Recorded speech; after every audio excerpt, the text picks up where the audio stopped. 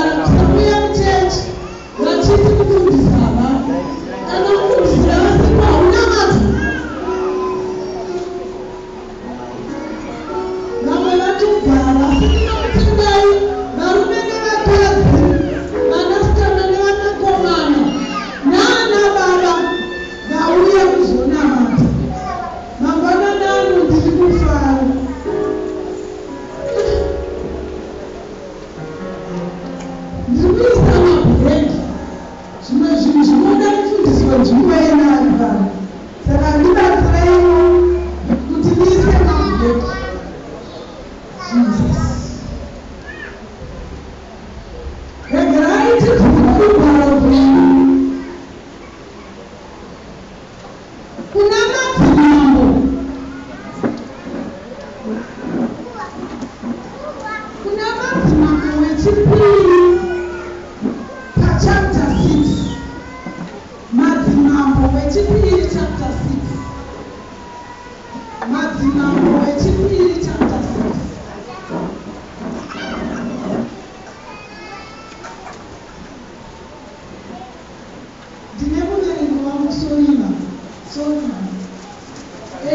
Ndichada kuverenga muchirungu ndozoverengerwa muchishona. Ndichaverenga.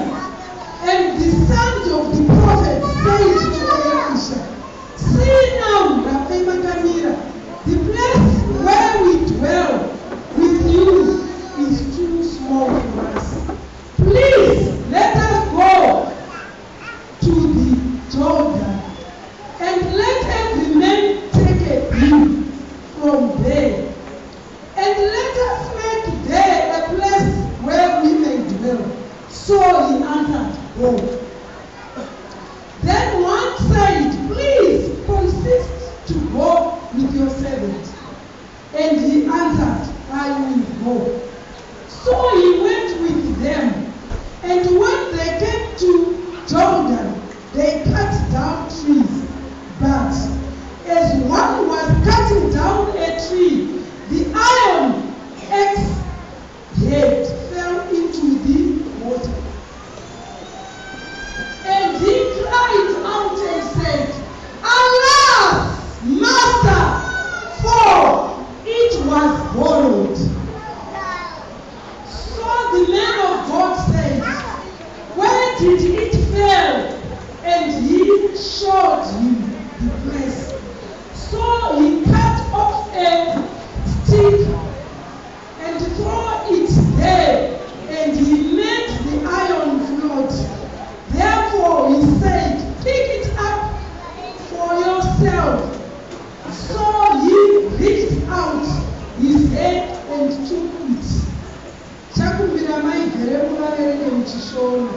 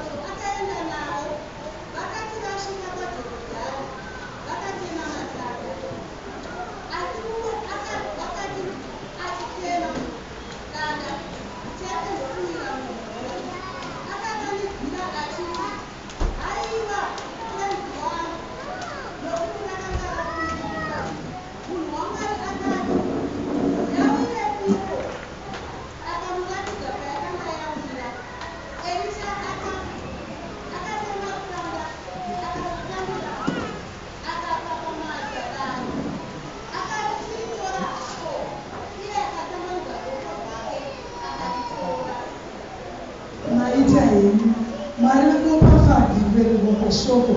Regerai ndikumbire tsitsi mwana wangu wandauya naye ainde ndimishe wemaini zvokuti ainde zvakare ega maita henyu vaindi.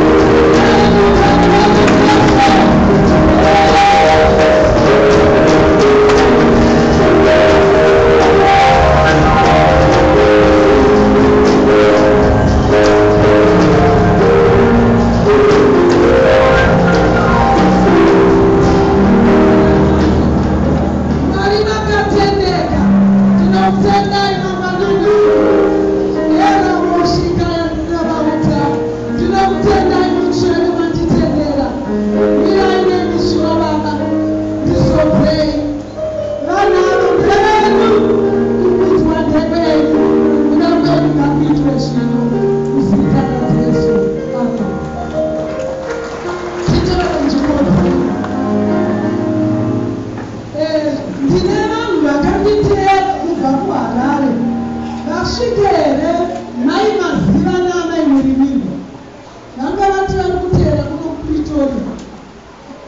Mai Vhangeri Murimirwa naamai Maziva naamai Mushaninga ndofunga havasati vasvika. Ndoda kutenda neshoko raMwari raverengwa. Nyaya yatinoziva, nyaya yanoregeswa pano inotibata-bata. Yataurwa nhau yevana vevaprofita. Hapana kunzi muprofita. Vana vevaprofita kureva kuti ana baba ndo vakanga vari vaprofita. Vana vakanga vakaberekwa nevaprofita. Tine dambudziko nhasi nevamwe vanozviti vaprofita. Uprofita vasina, umwari vasina. Unoona zvikwangwani zvakanyorwa kune uprofita wokuchipiri, asi ukazosvika pane uprofita wokuchipiri unoona paine hari dziripo, paine mamwe masaini anoratidza kuti uyu muprofita wekusanganisa uprofita wenhini. Asi ava vamwe vevaprofita chaivo vana baba vavo vaitya Mwari vachiziva Mwari. Saka vanava vakanga vaine nzvimbo yavaigara. Ndisati ndaenda kuregerai ndipe title musoro wenyaya yangu. Ndauti don't remain silent. Usarambe wakanyarara. Usarambe wakanyarara. Vanava vaona kuti bless nechimanyika vanoti bless. Nachimanyika hagoni kutaura asina kupopotera kachirungu. Anoti kana achitaura chekwake anobva madiroti house. Kana kuti bless. Mazuva anokwana mhaiyo. Tine kahausi kangu ine kari kuda kamvura mumakati. Ndine kapuresi kangu kari kuda nyemene. Havagoni kutaura vasingaisi wedhi wechirungu. Anasamanyika havakwanisi. Zviri mavari ava vana vevaprofita vanoona kuti bless nzvimbo yavagere haisi kuvakwanirana vana vevaprofita. Ini ndauyewo nevana vevaprofita maigere munadzidzi.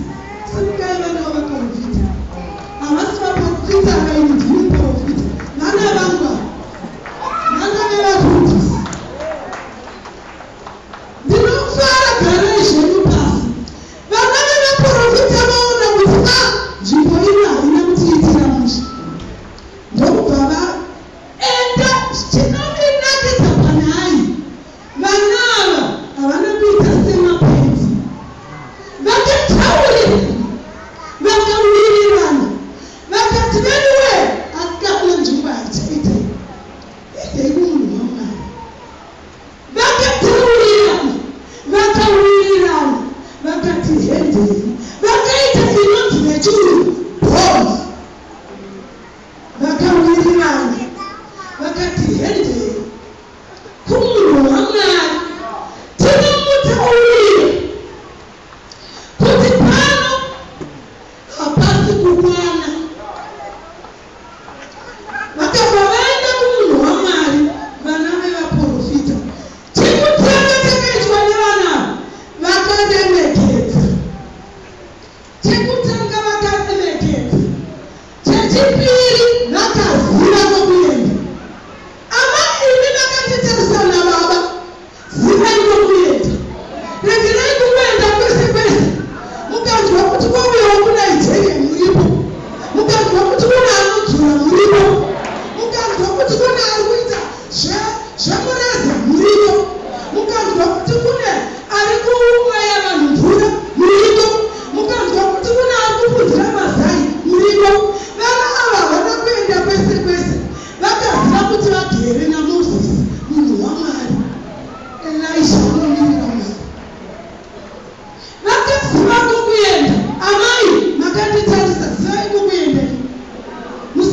varasika muri chechi vanhu varasika nekusaziva kwekuenda. Vana baba varasika nekusaziva kwekuenda.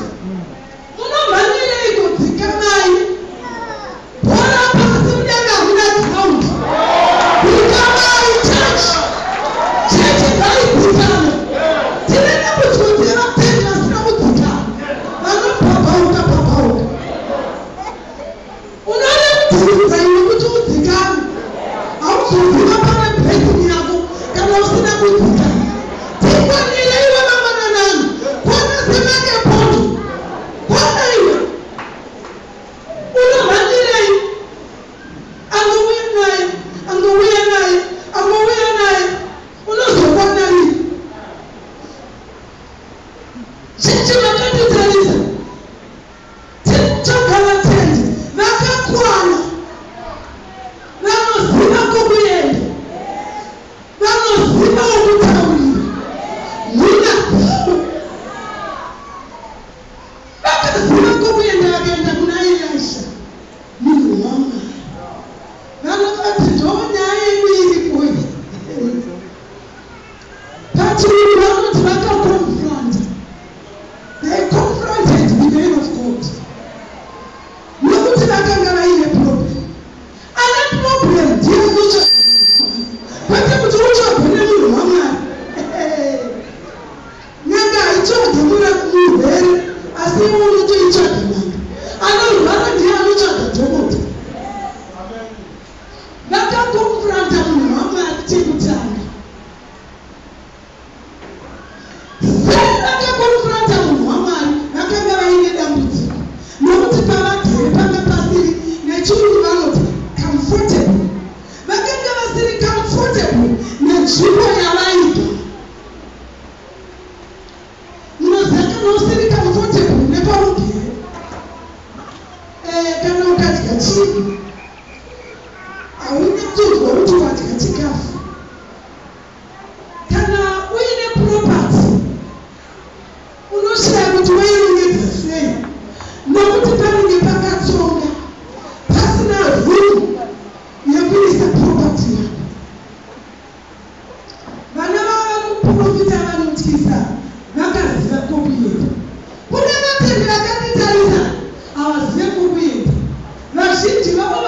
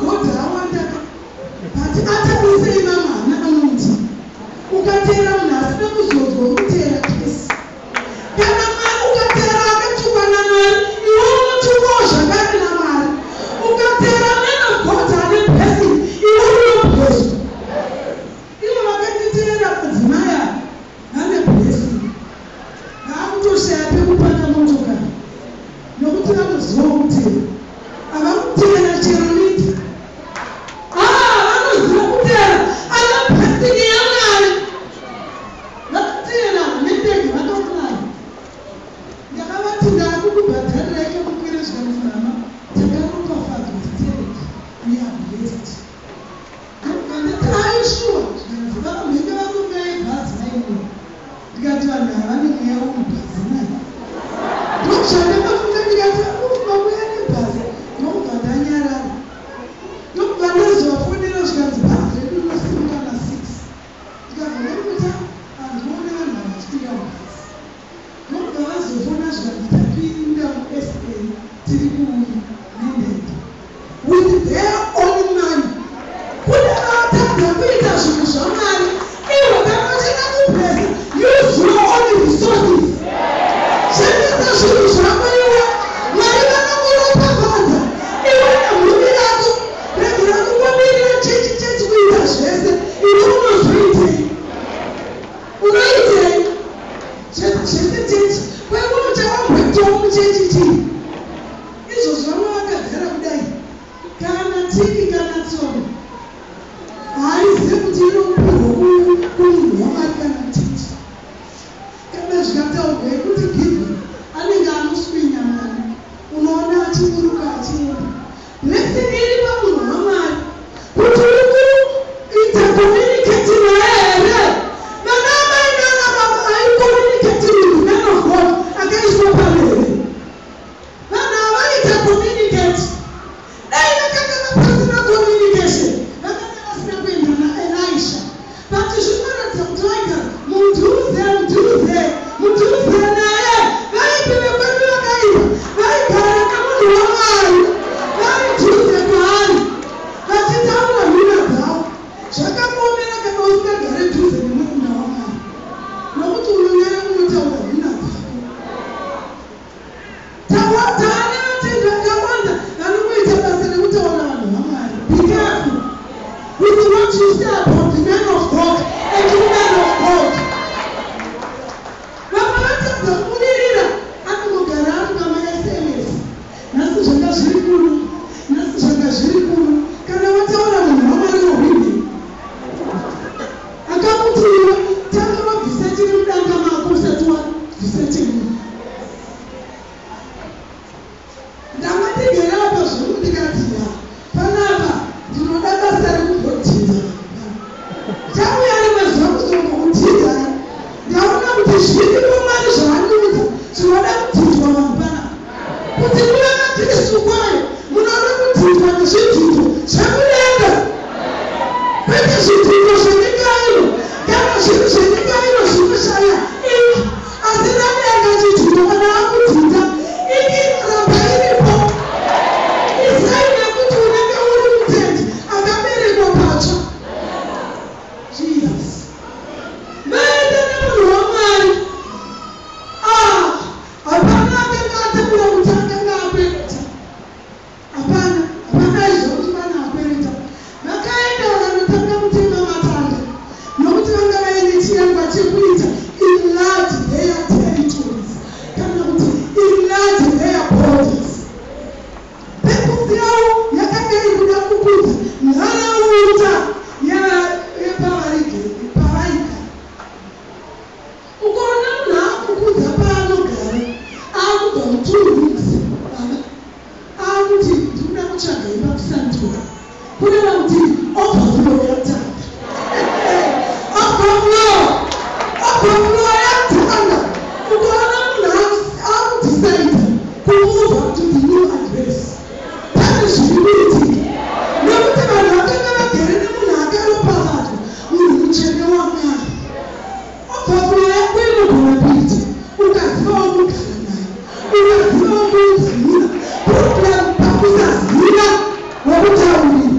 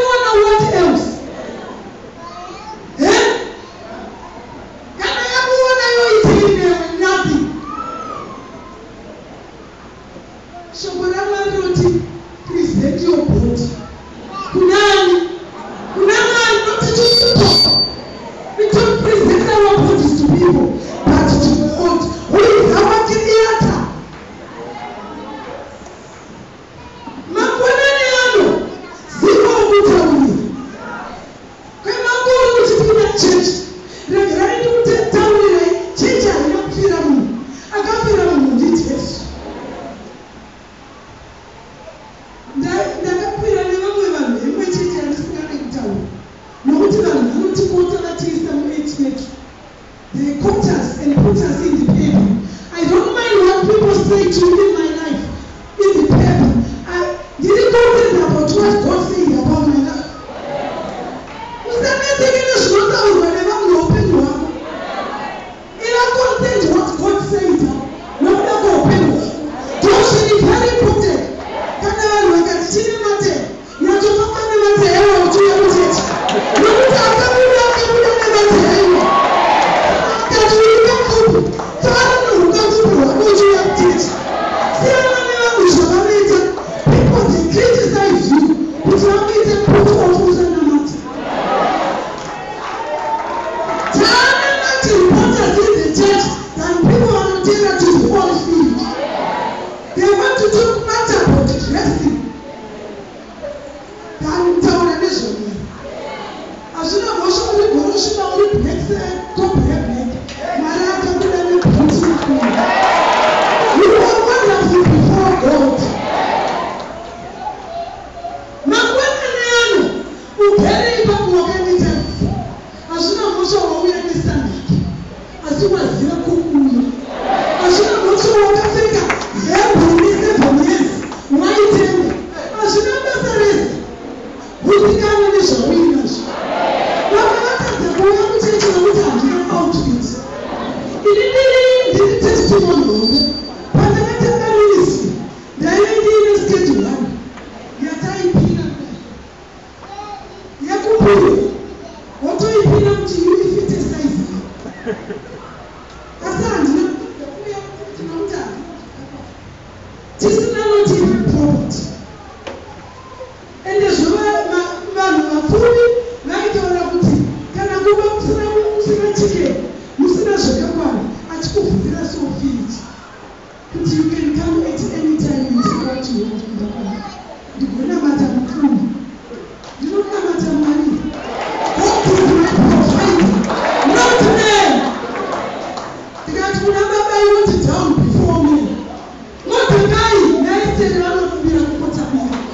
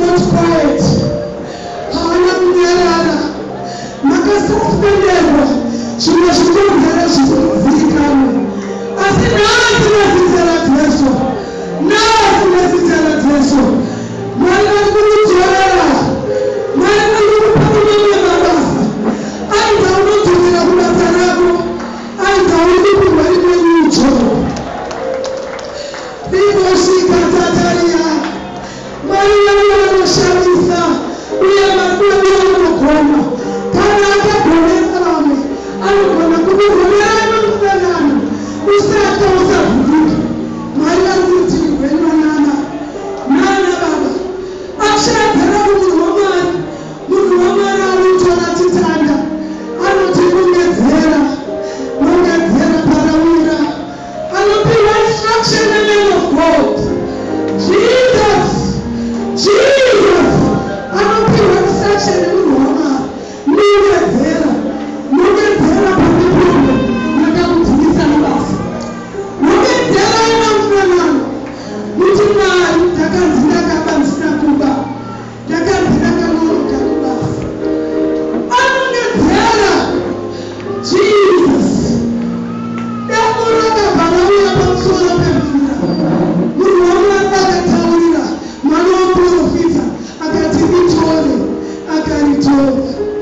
Look at Jesus.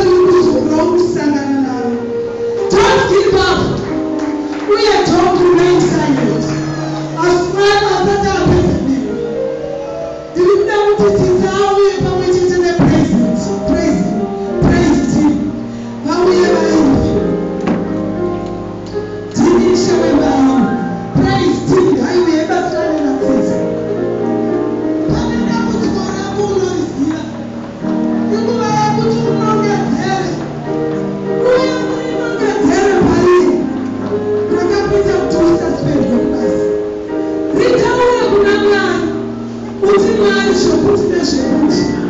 Zvakakonzeresa kusaspenda kwakanguvasi. Mwari vakuburitira chinhu chikuru.